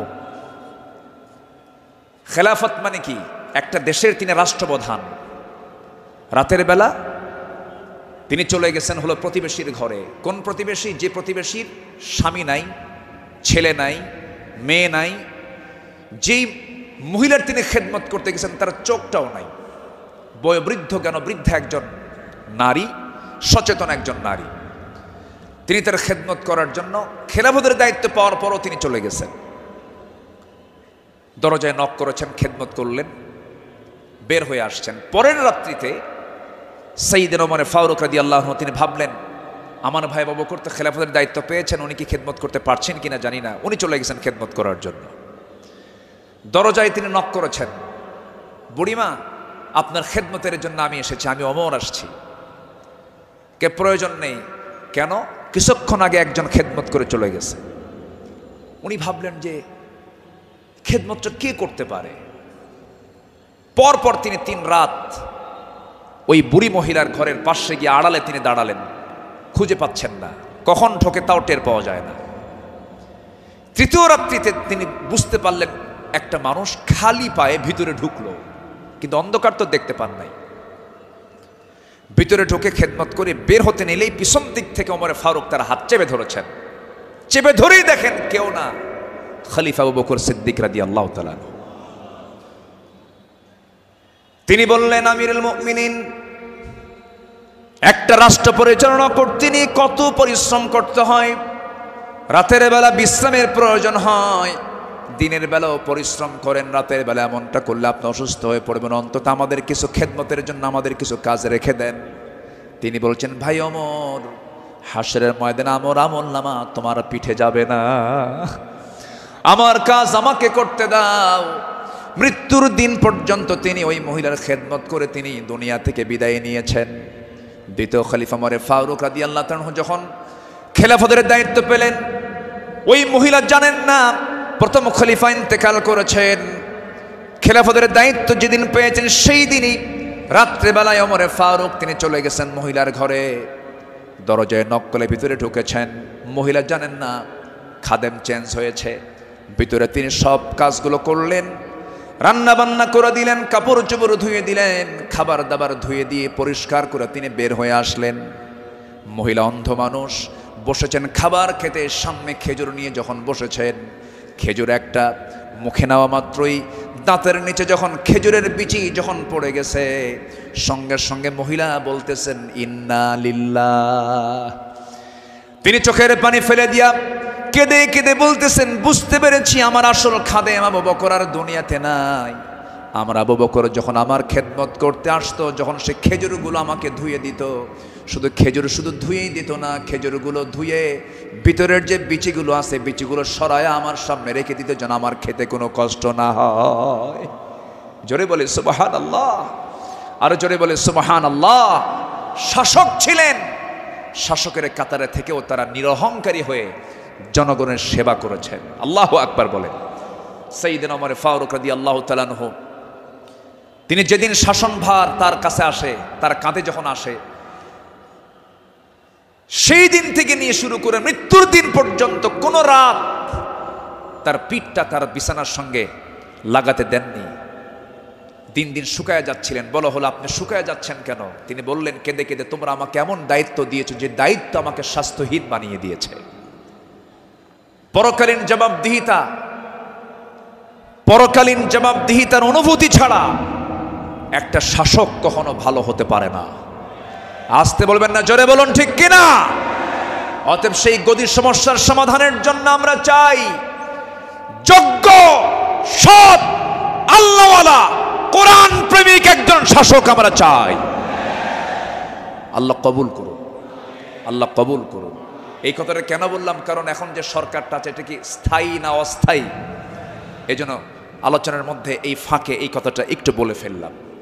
সম্মানিত ভাইয়েরা, আমার সময় তো ফুরে যাচ্ছে, আমাকে শেষ করতে হবে। শেষ কি করে দেব? আলোচনা চলুক, হুজুর মরুক। জি, জোরে বলি ইনশাআল্লাহ। জি, আল্লাহ কবুল করুন, জোরে বলি আমিন। নাম্বার 5, সকল দুর্নীতি এবং অন্যায়ের বিরুদ্ধে কঠোর অবস্থান। আমার নবীরও ছিল, সাহাবে কেরামদের মাঝে এই বিষয়ে তারা খুব সতর্ক থাকতেন। আল্লাহ রাব্বুল আলামিন বলেন, ওয়ালা তাকুলু আমওয়ালাকুম বাইনাকুম বিল বাতিলি ওয়া তুদলু বিহা ইলাল হুক্কামি লিতাকুলু ফারীকাম মিন আমওয়ালিন নাসি বিল ইসমি ওয়া আনতুম তা'লামুন। জোরে বলুন আল্লাহু আকবার। তোমরা নিজেদের মধ্যে পরস্পরের সম্পদ অন্যায়ভাবে গ্রাস করো না, তা বিচারকদের নিকট উপস্থাপন করো না, যাতে অন্যের সম্পদের কিছু অংশ পাপের মাধ্যমে গ্রাস করতে পারো, যদিও তোমরা জানো কার কথা। আসতে বলবেন না, কার কথা? আরেক জায়গায় বলছেন, লা তাকুলু, তোমরা খেতে যেও না। কি খেতে যেও না?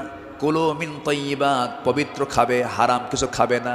লা তাকুলুর রিবা আদআফাম মুদাআফা আহাল্লাল্লাহুল বাইয়া ওয়া হাররামান রিবা। বিভিন্ন জায়গাতে আল্লাহ পাক ক্লিয়ার কথা বলে দিয়েছেন। আমার বন্ধুগণ, সাহাবায়ে কেরাম দুর্নীতি কেমন করে বন্ধ করা যায়, অন্যের বিরুদ্ধে কেমন কঠোর হতে হয়, তা বাস্তব জীবনে তা দেখিয়ে দিয়েছেন। বাস্তব জীবনে আল্লাহ রাসূল তা বুঝিয়ে দিয়েছেন। বিচার কেমনে করতে হয়, বিচারের রায় কেমনে নামাতে হয়, তাও রাসূল শিখিয়ে দিয়েছেন। বিচার কি সবার জন্য সমান না সমান? আইন সবার জন্য? আইন সবার জন্য সমান। আমার নবীজি বসে আছেন, একটা বিচার আসলো। এক সম্ভ্রান্ত পরিবারের মহিলা কন্যা সন্তান চুরি করে ধরা পড়েছে। রাসূল বললেন, কোনো কথা নাই, হাত কাটো, হাত কেটে ফেলো। রাসূল অর্ডার দিলেন।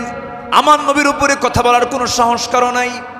ওই সম্ভ্রান্ত পরিবারের লোকজন এসে সাইয়েদনা ওমর ফারুককে বিভিন্ন কিছু বুঝায়া দিয়ে বলছেন, আপনি যদি রাসূলকে সুপারিশ করেন হয়তো রাসূল শুনতে পারেন। সাইয়েদনা ওমর ফারুক এসে আমার নবীর সামনে দাঁড়িয়ে বলছেন, ইয়া রাসূলুল্লাহ, যে মহিলার হাত কাটার অর্ডার দেওয়া হয়েছে সে তো সম্ভ্রান্ত পরিবারের, দেখুন তো কিছু করা যায় নাকি।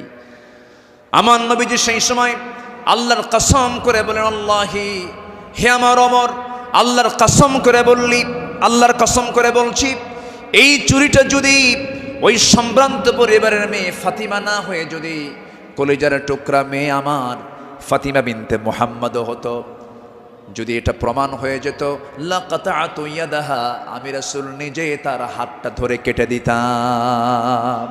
আল্লাহু আকবার। দুর্নীতির কোনো সুযোগ সেই সমাজে ছিল না, কারণ যারা বিচার করেছেন তারা ছিলেন হলো সৎ বিচারক। আমরা সৎ শাসক, সৎ বিচারক দেখতে চাই। আর সৎ শাসক এবং সৎ বিচারক সৃষ্টি তখনই হতে পারে যারা কোরআন সমাজে চায়। যারা সমাজে কি চায়? কোরআন চায়। সাইয়েদনা ওমর ফারুক রাদিয়াল্লাহু তাআলা আনহু, যে সময় তিনি খলিফাতুল মুসলিমিন, ইরাকের গভর্নর ছিলেন হলো আবু মুসা আশআরী রাদিয়াল্লাহু তাআলা আনহু। তিনি করলেন কি, তিনি একদিন মদিনায় এসে সাইয়েদনা ওমর ফারুক রাদিয়াল্লাহু আনহুর জন্য এবং তার স্ত্রী আতিকা রাদিয়াল্লাহু আনহার জন্য কিছু কাপড় চোপড় উপঢৌকন স্বরূপ নিয়ে আসলেন।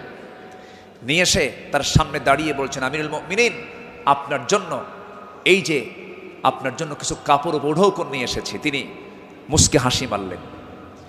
মুস্কি হাসি মেরে বললেন, আমার গভর্নর আবু মুসা আশআরী, তুমি আমার জন্য এই যে উপঢৌকনগুলো নিয়ে এসেছ, হাদিয়া নেওয়া সুন্নত, হাদিয়া দেওয়া সুন্নত, তাহাদু তাহাব্বু, ভালো কথা, এটা সাধারণ ব্যক্তিদের মাঝে হতে পারে, কিন্তু আমি শাসক, আমি যদি আজকে তোমার এই উপঢৌকন গ্রহণ করি ঘোষের পর্যায়েও যেতে পারে, আমি এটা গ্রহণ করব না।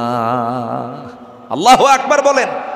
তিনি না গ্রহণ করে তার হাদিয়াটাকে, উপঢৌকনটাকে তিনি ফেরত দিয়েছেন। শাসকের কাতারে থেকে এমন উপঢৌকন নাও আমি জায়েজ মনে করি না, বললেন ওমর ফারুক রাদিয়াল্লাহু তাআলা আনহু। আল্লাহু আকবার। সম্মানিত ভাইয়েরা, সম্মানিত বন্ধুগণ, নাম্বার 6 হলো নির্ভীকতা এবং মহান আল্লাহর উপরে দৃঢ় তাওয়াক্কুল করা। এটা ছিল আমার নবী এবং সাহাবে কেরামদের সারা জীবনের আমল ছিল। জীবনে তারা চুল পরিমাণ কোনো ভয় পান নাই। আমরা কি ভয় করব কাউকে? কাকে ভয় করব? আল্লাহ ছাড়া কাউকে ভয় করা জায়েজ আছে? আল্লাহকে ছাড়া কাউকে ভয় করা কি জায়েজ আছে?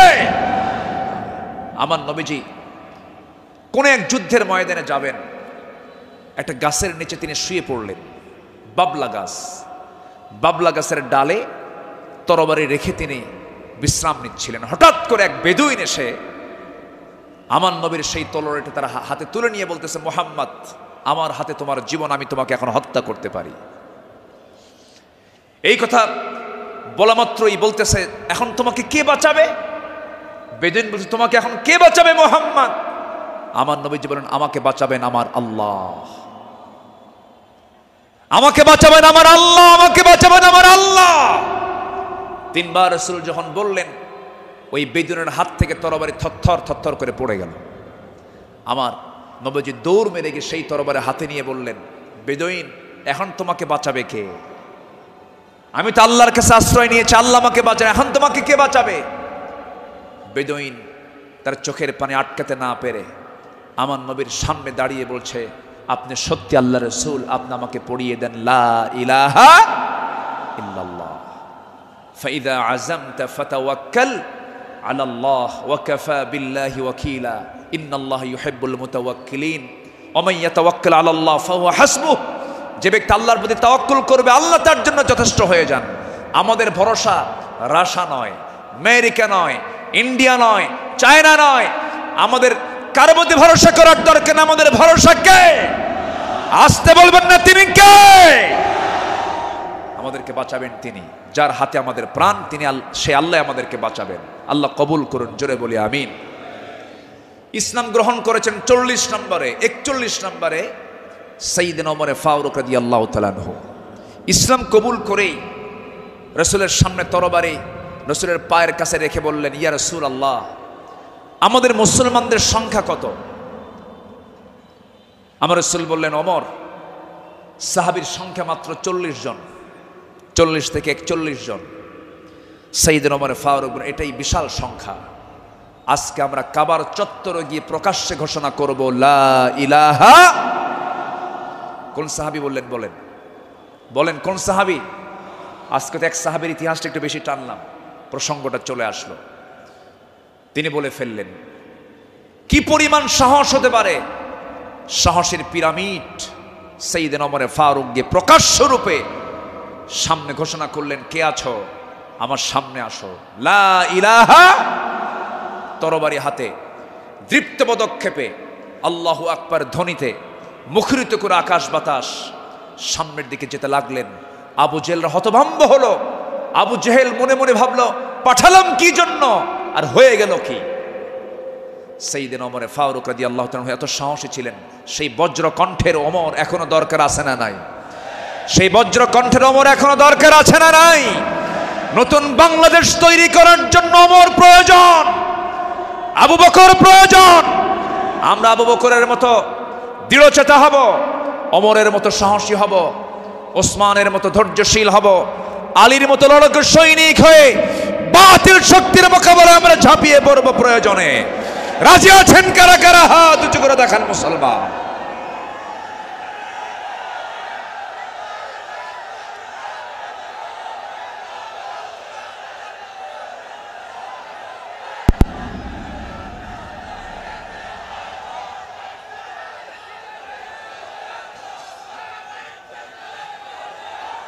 আল্লাহ কবুল করুন, জোরে বলে আমিন, আরো জোরে আমিন। আল্লামা ইকবাল এই জন্য সাহাবাদের ভূমিকা বর্ণনা করে বর্তমান সময়ের মুসলিমদের দুরবস্থা নিয়ে আফসোস করে তিনি একটা লাইন বলেছেন। তিনি কি বলেছেন? সফহা ওয়ারসে বাতিল কো মিটায়া কিসনে, নোয়ে ইনসা কো গোলামি সে ছড়াইয়া কিসনে, मेरे काबे को ज़मीनों से बचाया किसने, मेरे कुरान को सीनों से लगाया किसने, थे तू अबाओ तुम्हारे ही मगर तुम क्या हो, हद पर हद दहरे मुंतज़िरे फरदा हो। कवि विश्व कवि আল্লামা ইকবাল তিনি বলছেন, যারা এসব অসার বাতিল দূর করেছে জগৎ হতে, ছাড়িয়েছে মানব কুলে দাস গোলামির কবল হতে, কাবা ঘরে সেজদা করার জাগলো প্রথা যাদের সাথে, বুকে কোরআন ধারণ করা শিখল জগৎ যারা যারা হাতে, তারা তোদের পূর্বপুরুষ আর আজিকে তোমাদেরকে হে ইন্তেজারি করছে বসে হাতের উপর হাতটি রেখে। আফসোস করে তিনি বলছেন, সাহাবীরা কি করে গেলেন আর তোমরা কি করছো? তোমরা এক একটা ওমর হয়ে যাও, এক একটা আবু বকর হয়ে যাও, জান্নাত পাওয়ার জন্য সাহাবীদের অনুসরণটাই তোমার জন্য যথেষ্ট হয়ে যাবে। জোরে বলি সুবহানাল্লাহ। নাম্বার 7 হলো নিজ দায়িত্বের ভারে অস্থির চিত্ততা নিয়ে আমার রাসূল চলতেন, সাহাবে কেরামও চলতেন। আমার নবীজি বিদায় হজের ভাষণের দিন আমার নবীজি কেঁদে অস্থির হয়ে যাচ্ছিলেন। সাহাবে কেরামকে লক্ষ্য করে বলছেন, ওয়া আনতুম তুসআলুনা আন্নী ফামা আনতুম কাইলুন, আমার ব্যাপারে প্রশ্ন করা হলে তোমরা কি বলবে? সাহাবীরা বললেন, নাশহাদু আন্নাকা ক্বাদ বাল্লাগতা ওয়া আদাইতা ওয়া নাসাহতা, আমরা সাক্ষ্য দেব আপনি দায়িত্ব পালন করেছেন, আপনি উপদেশ দিয়েছেন। এই কথা শুনে আমার নবীজি শাহাদাত আঙ্গুলি উঁচু করে আকাশের দিকে লক্ষ্য করে আল্লাহকে বলছেন, আল্লাহুম্মা শাহাদ, আল্লাহুম্মা শাহাদ, আল্লাহুম্মা শাহাদ। আল্লাহ তুমি সাক্ষী থাকো, আল্লাহ তুমি সাক্ষী থাকো, আমার সাহাবীরা আমার পক্ষে কথা বলছে। আল্লাহু আকবার বলেন। নিজের দায়িত্ব নিয়ে রাসূল খুব অস্থির চিত্ততা প্রকাশ করতেন মাঝে মাঝে।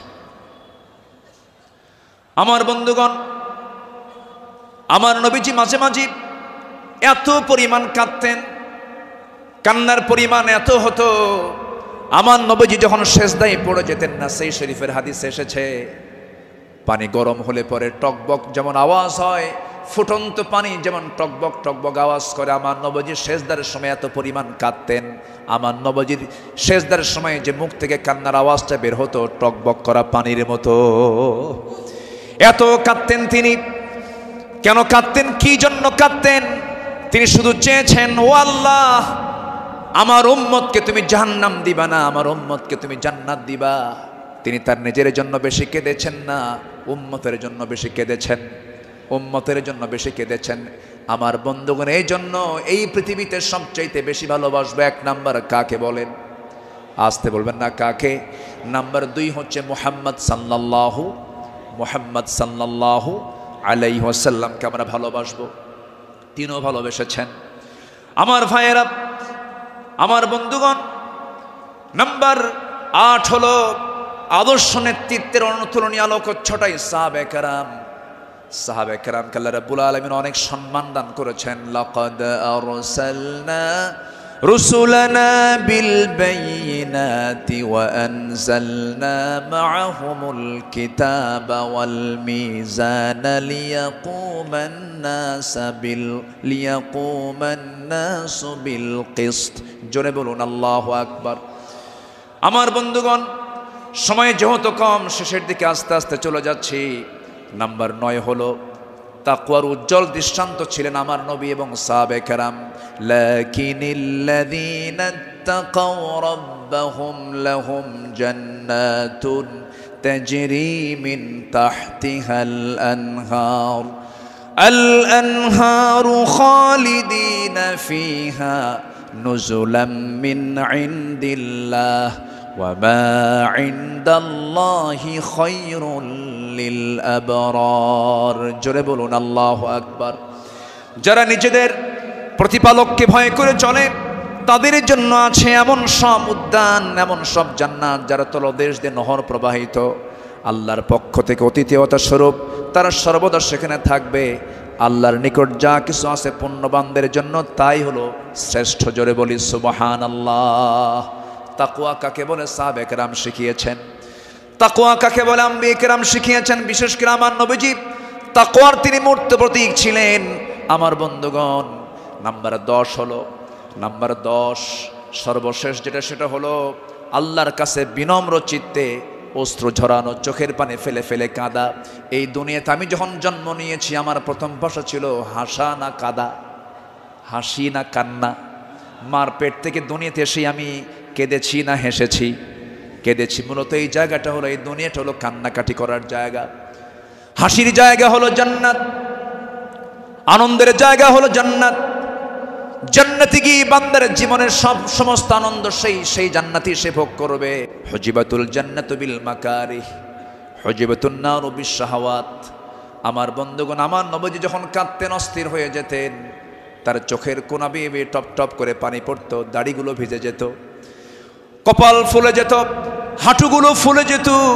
ঘন্টার পরে ঘন্টা সেজদায় পড়ে কেঁদেছেন, কারণ আল্লাহ পাক তার শানে বলেছেন, ওয়া মিনাল লাইলি ফাতাহাজ্জাদ বিহি নাফিলাতাল লাক আসা আন ইয়াবআসাকা রাব্বুকা মাকামান মাহমুদা।